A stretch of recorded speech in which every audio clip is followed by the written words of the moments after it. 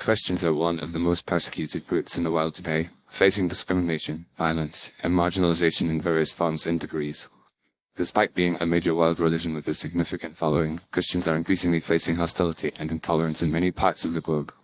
The reasons for this persecution are complex and multifaceted, and can be understood from historical, cultural, and socio-political perspectives.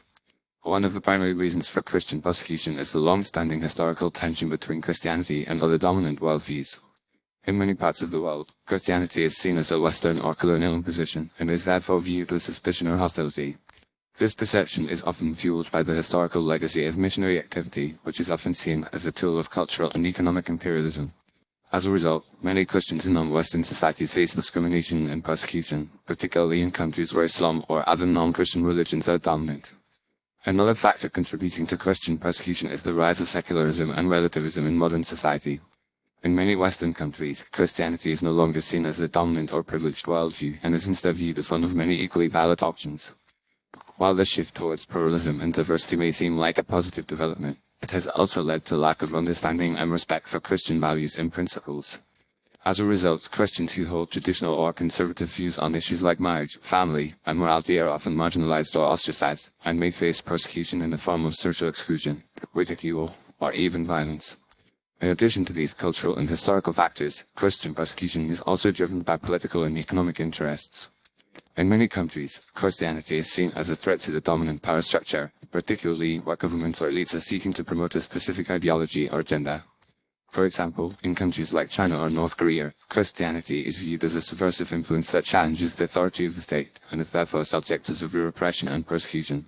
Similarly, in countries like India or Pakistan, Christians may face violence and discrimination at the hands of extremist groups or individuals who seek to promote a particular ideology or agenda. The persecution of Christians is not limited to non-Western societies, however. In many Western countries, Christians are facing increasing levels of marginalization and intolerance, particularly in the public sphere.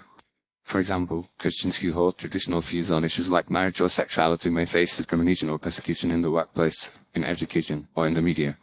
Similarly, Christian organizations or institutions may face hostility or ridicule, particularly if they are seen as promoting intolerant or bigoted views. The impact of Christian persecution can be devastating, both for individuals and for communities. Many Christians who face persecution are forced to flee their homes or countries, seeking refuge in other parts of the world.